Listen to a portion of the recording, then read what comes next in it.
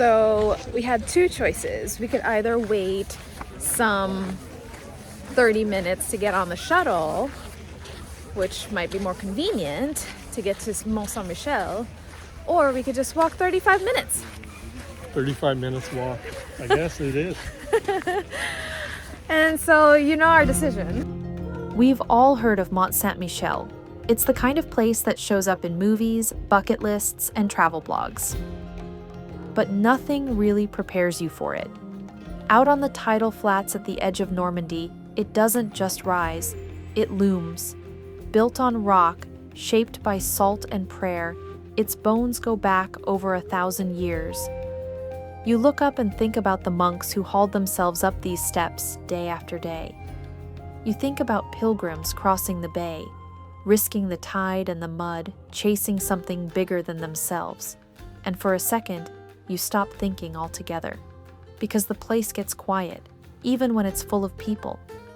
Our visit was made special by the fact that it was during D-Day commemorations, and paratrooper drops were happening all day.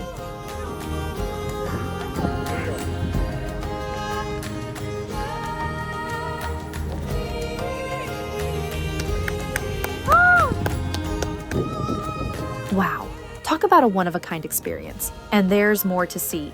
In this episode, we're going to let the visuals do the talking. See what we do for our fans? Well, mostly. We'll take you on a tour of Mont Saint-Michel and give some tips for those of you who are planning on visiting.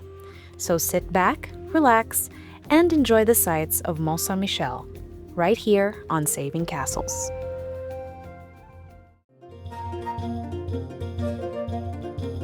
The walk-in was about 2 kilometers and probably the most surreal stretch of road we've ever taken. Mont Saint-Michel hovers like a mirage that slowly becomes solid the closer you get. It was low tide. Groups of kids excitedly and bravely followed guides through the sand. The approach makes you feel small in a way that's hard to describe. At the base is a building that would feel impressive anywhere else. It's the size we're used to when we visit chateaus. But next to Mont Saint-Michel, it looks like an afterthought. The scenic walk, accompanied by flying planes and parachutes nearby, was already easily the most memorable tour we've had, and it hasn't even begun.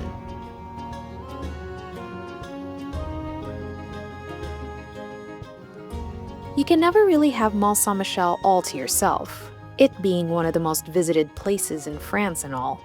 So we're part of the tourist crowd this time, and together we are all going to hike right up to the abbey. Let's go.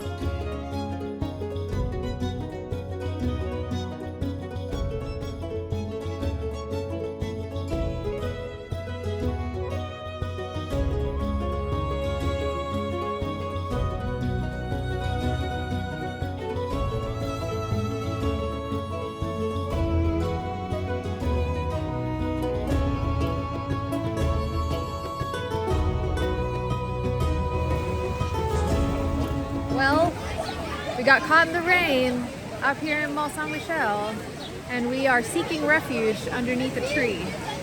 It's not ideal conditions, and we're here with some kids. They're on their field trips, and I think the kids are getting a little irritable as they get rained on, which is a shame because it's such a beautiful place, but just conditions are not ideal. You okay, sweetie? You see what we do for our fans? Rain or shine, we were gonna do this. We eventually made our way to the ticketing office, and soon we'd find ourselves in the abbey. But not before some steps, and more steps, and more steps. Now you know why Daryl Dixon gets paid so much for doing the TV series. It's not because of the zombies, it's because of these stairs. Yep. But it was all worth it. The view from the West Terrace was spectacular. The terrace also gave us a unique perspective of the bell tower spire, erected in 1897 and topped with a gilded copper statue of St. Michael.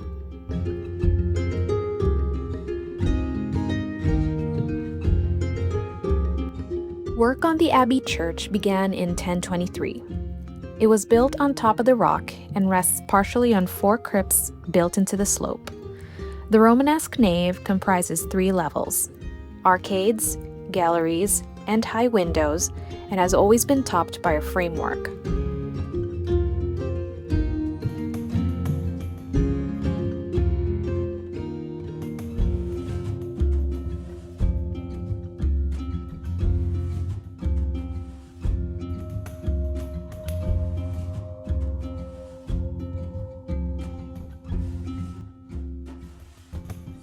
We had to stop for a while, simply because we can't believe we're finally here.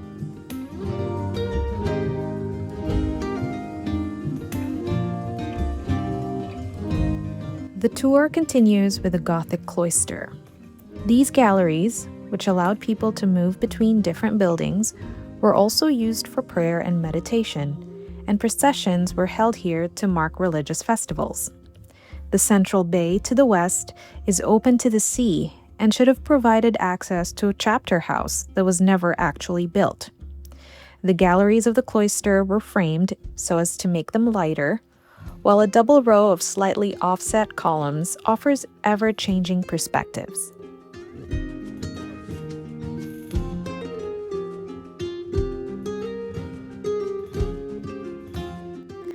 This is the refectory, where the monks ate their meals in silence while one of them read from the pulpit on the south wall.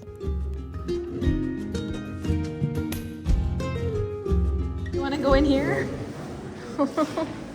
Always the sections with the chains.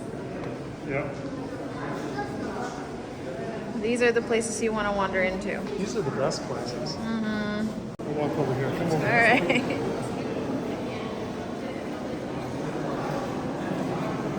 Well,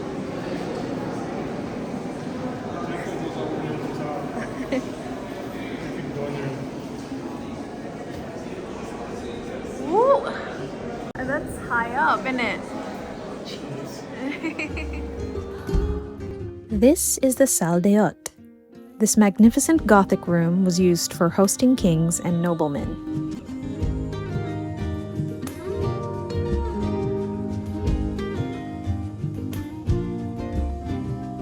This Gothic crypt was built in the mid-15th century to support the new choir of the Abbey church.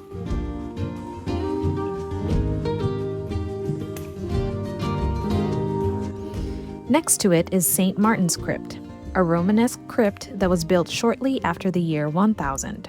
The vaulted ceiling spans an impressive 9 meters. Too dark to see here, though.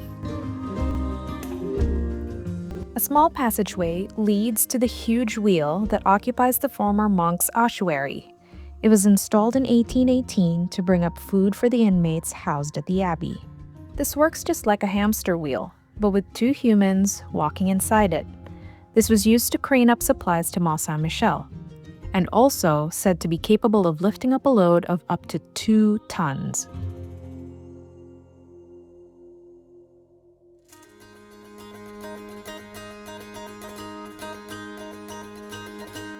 The Monk's Prémenoir features a cross-ribbed vault that heralded the birth of Gothic art in the mid-12th century. It leads to the scriptorium, where the monks would copy and study manuscripts.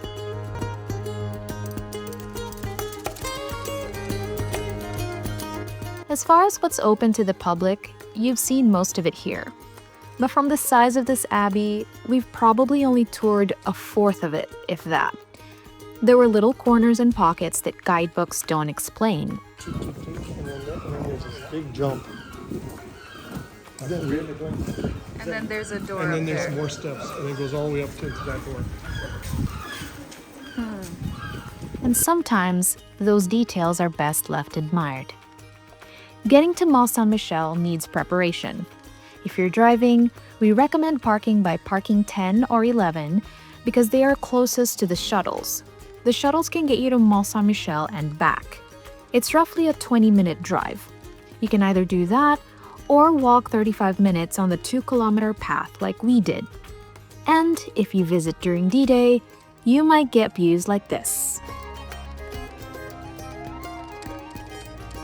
prepare for moody coastal weather. Pack a rain jacket and some water. Several restaurants and food stalls are also available. We actually went to eat at the popular La Mer Poulard, which has some of the biggest omelets you'll ever find. It's about 40 euros an omelet, since we're asking you to prepare. Famous people have been to it, and their omelets do steal the show for the size.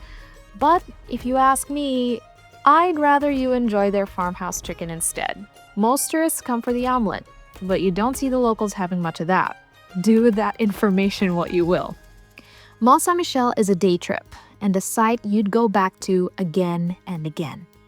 And that's exactly what we're planning to do. Want to get even closer to our chateau journey?